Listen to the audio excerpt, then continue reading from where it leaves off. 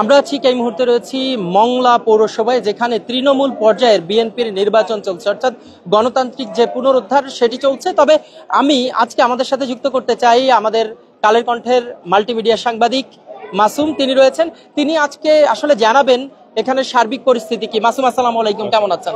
আমি আপনার কাছে আজকে জানতে চাই যে বিএনপি প্রথমবারের মতো তৃণমূল পর্যায়ে নির্বাচনে অংশগ্রহণ করছে, যেখানে সদস্যদের ভোটে নির্বাচিত হচ্ছে সভাপতি, সাধারণ সম্পাদক এবং সাংগঠনিক সম্পাদক। বিষয়টিকে কিভাবে দেখছেন এবং এই এলাকার সার্বিক পরিস্থিতি আপনি কি রেখেছেন? গতকাল দেখেছিলেন যে নির্বাচন এলে একটা আমেজ, উৎসব মুখর পরিবেশ সৃষ্টি হয়, সেসব বিষয়ে একটু অবগত করবেন। আপনাকে ধন্যবাদ। আপনি যেটা বললেন যে গণতান্ত্রিক পর্যায়ে নির্বাচনটা, এটা আসলে যারা তৃণমূলে আছে তারা খুব সুসংভাবে নিয়েছে। কেননা আগে একটি অন্য পদ্ধতিতে নেতা নির্বাচিত হতো, এখন তৃণমূলের কর্মীরা তাদের ভোটের মাধ্যমে তাদের নেতা নির্বাচিত করবে। আজকেই সেই মংলা পৌরসভার 9টি ওয়ার্ডের নেতা কর্মীদের ভোটেই কিন্তু আজকে নেতা নির্বাচিত হবে। আজকে আমরা যত জানতে পেরেছি, সভাপতি পদে 2 জন, সাধারণ সম্পাদক পদে 4 জন এবং সাংগঠনিক পর্যায়ে 9 জন লড়ছেন। কিছুক্ষণ পরে হয়তো ভোট কাস্ট বন্ধ হয়ে যাবে, তারা ভোট গণনা হবে, তারপর কিন্তু তারা জানতে পারবে যে আসলে এই পৌরসভার আগামীর বিএনপির নেতৃত্ব কারা দেবে। এবং গণতান্ত্রিক পর্যায়ে এটা হওয়ার কারণে কিন্তু কর্মীদের ভিতরে কিন্তু একটি উৎসব মুখর পরিবেশ আমরা বিগত কয়েকদিন ধরে কিন্তু লক্ষ্য করেছি। এখানে প্রতিটা যারা নির্বাচনে অংশগ্রহণ করেছে তারা কিন্তু বিভিন্ন রকম শোডাউন দিয়েছেন, বাজনা বাজিয়েছেন, তাদের প্রতীকের জন্য লোকজন নিয়ে মিছিল মিটিং করেছেন। এবং গত কয়েক সপ্তাহ ধরেই কিন্তু মংলা পৌরসভা এলাকায় কিন্তু একটা উৎসব আমেজ রয়েছে এই নির্বাচনকে ঘিরে। আজকে কিন্তু আপনি এসেছেন, দেখতে এখানে কিন্তু একটা উৎসব মুখর পরিবেশ এখনো কিন্তু বিরাজ করছে। আপনি কিছুক্ষণ আগে কথা বলেছিলেন, এখানে যারা প্রার্থী তাদের কাছে দেখেছেন, এখনো ভোট গণনা চলছে, ভোট দেওয়া চলছে। কিছুক্ষণ কথা ভোট দিলে পরে জানা যাবে আসলে কারা আসলে। এই মুহূর্তে আসলে আমরা একটু যদি এখানে ঘুরে দেখাতে চাই, যে আশেপাশে একটু ঘুরে দেখা, এখানে যারা আছেন তাদেরকে একটু আসার কথা বলতে চাই। এখানে আমাদের প্রথমে একটু কথা বলি, আপনি এখানে কি ভোট দিতে এসেছেন? জি। আচ্ছা, ভোট দিয়েছেন? জি। পরিবেশ কেমন মনে হচ্ছে? পরিবেশ খুব সুন্দর, মনোরম পরিবেশ। এবং এই মোংলা পৌরসভায় এই সর্বপ্রথমেই গণতান্ত্রিক প্রক্রিয়ায় তৃণমূল থেকে তারেক রহমানের নির্দেশে গণতান্ত্রিক প্রক্রিয়ায় এই নির্বাচন সুন্দর পরিবেশ হচ্ছে। এবং এখানে কোনো হাঙ্গামা নাই, এখানে কোনো মারামারি নাই, এখানে কোনো সংঘাত নাই। এবং প্রতিপক্ষ প্রার্থীরা মনে হচ্ছে না যে এরা প্রতিপক্ষ প্রার্থী, তাই না? মনে হচ্ছে না যে এরা প্রতিপক্ষ প্রার্থী, মনে হচ্ছে ভাই ভাই। এবং হেরে গেলেও তারা একজন আরেকজনকে বরণ করে নেবে, এটা আমরা আশা করি। এবং আমাদের এখানে যে প্রধান আছেন জনাব জুলফিকার আলী, উনি খুব উদার মনের এবং খুব ডিটারমাইন্ডেড, এবং উনি কখনো সংঘাত চায় না। উনি সামাজিক লোক এবং উনি শান্তিপ্রিয় লোক, এবং এলাকায় উনি শান্তিপ্রিয়র জন্য যা কিছু করণীয় উনি করে আসছেন। এবং এই মোংলা পৌরসভাকে উনি বিগত দিনে সফল মেয়র হিসেবে এই মোংলা পৌরসভাকে নতুন করে সাজিয়েছে। ধন্যবাদ।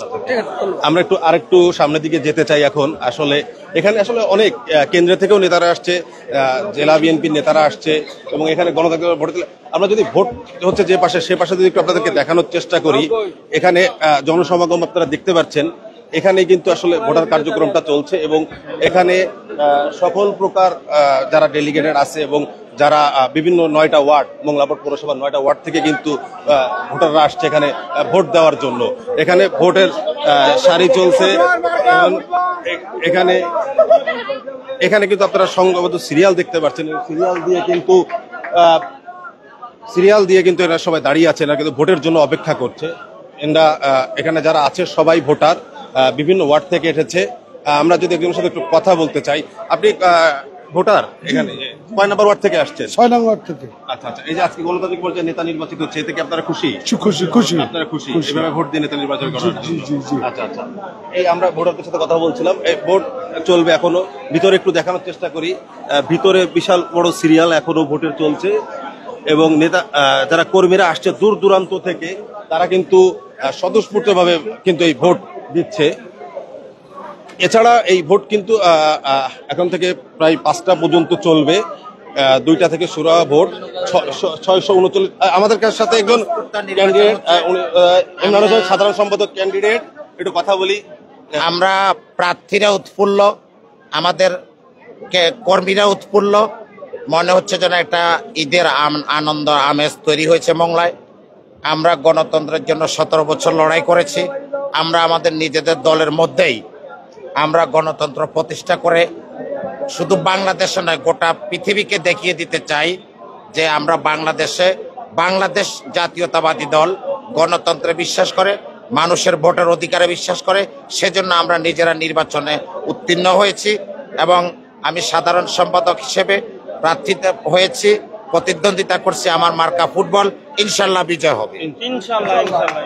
আমরা কথা বলছিলাম একজন ক্যান্ডিডেটের সাথে, যিনি এই ইলেকশনের সাধারণ সম্পাদক ক্যান্ডিডেট, তার সাথে কথা বলছিলাম। এখন আমরা আসলে আপনাকে দেখানোর চেষ্টা করব।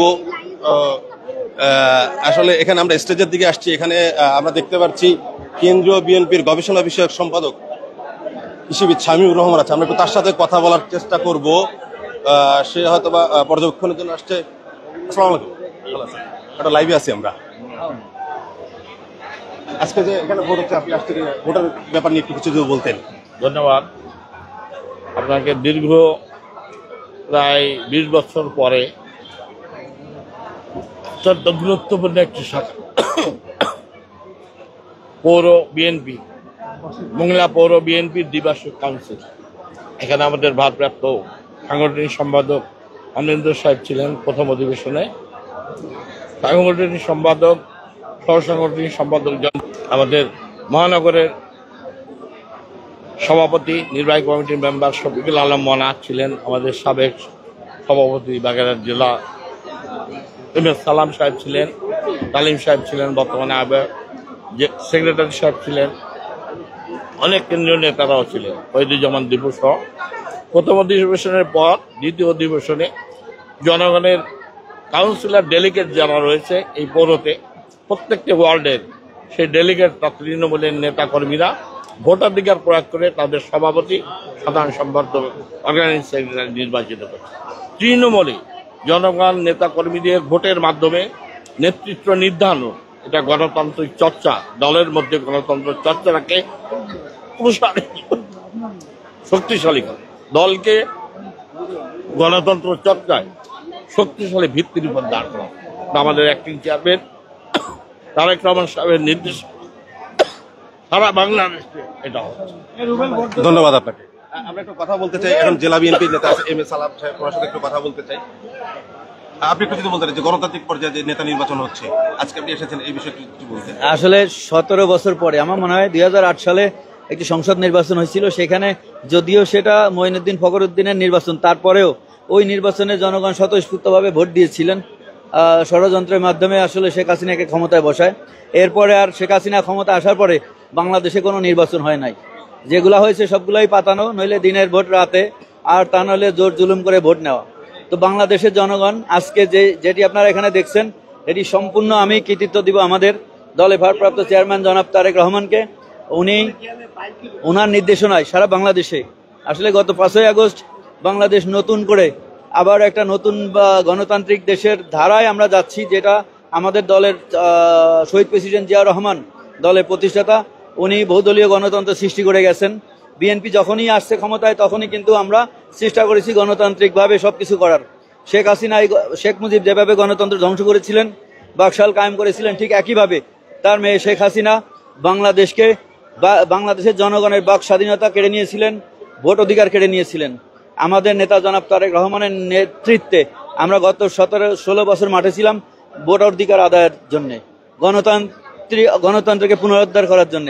সেটি আপনারা দেখছেন 5ই আগস্ট শেখ হাসিনা দেশ ছাড়িয়ে পালিয়েছেন এবং তারপর থেকে বাংলাদেশের মানুষ কিন্তু নিঃশ্বাস নিতে পারছেন। সমস্ত কাজকর্ম আসলে শান্তির সাথে করছেন। আমাদের নেতা জনাব তারেক রহমান এই দলের মধ্যে গণতান্ত্রিক চর্চা শুরু করিয়েছেন সারা বাংলাদেশে।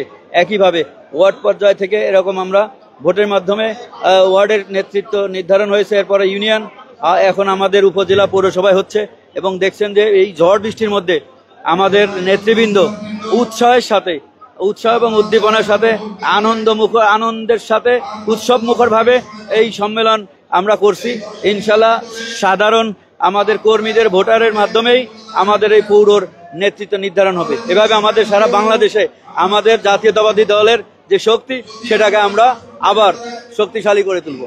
ধন্যবাদ আপনাকে। আপনার কথা বলছিলাম বিএনপির গবেষণা বিষয়ক সম্পাদক কৃষিবিদ শামীম হোসেন, এছাড়া জেলা বিএনপি নেতা ছিল MS সালাম। এছাড়াও আমরা এখন আসলে আমরা চেষ্টা করব এখানে আসলে কথা বলার জন্য। আমরা একটু দেখানোর চেষ্টা করি, এখানে আসলে মাইকিং করা হচ্ছে। এখন পর্যন্ত যারা ভোট দেয়নি তাদেরকে ডাকা হচ্ছে যে দ্রুত তাদের ভোটটা দিয়ে দেওয়ার জন্য। আসলে গণতান্ত্রিক যে চর্চাটা, এটাতে কিন্তু আসলে সবাই সাধুবাদ জানাচ্ছে।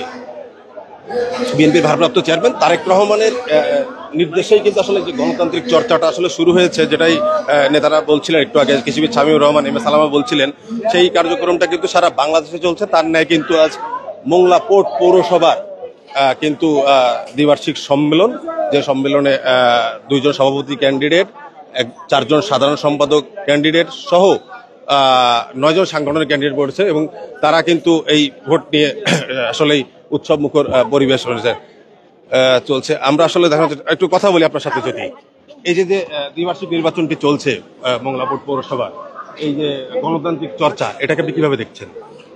নিশ্চয়ই আমাদের দেশনায়ক জনাব তারেক রহমান, তার নির্দেশনায় 17 বছর যে ফ্যাসিস্ট সরকার ভোটাধিকার হরণ করেছে, যাতে করে মানুষ তার গণতান্ত্রিক প্রক্রিয়া শুরু হয়, সেই ব্যবস্থা রেখেই দেশনায়ক জনাব তারেক রহমান এই যে পদ্ধতি করেছে, ইনশাল্লাহ আগামীতে গণতন্ত্র আবারও সচল হবে, আবারও উন্নতি হবে ইনশাল্লাহ। ধন্যবাদ আপনাকে। তো এই ছিল আমার কাছে আসলে মোংলা পোর্ট পৌরসভার যে দ্বিবার্ষিক যে নির্বাচন চলছে তার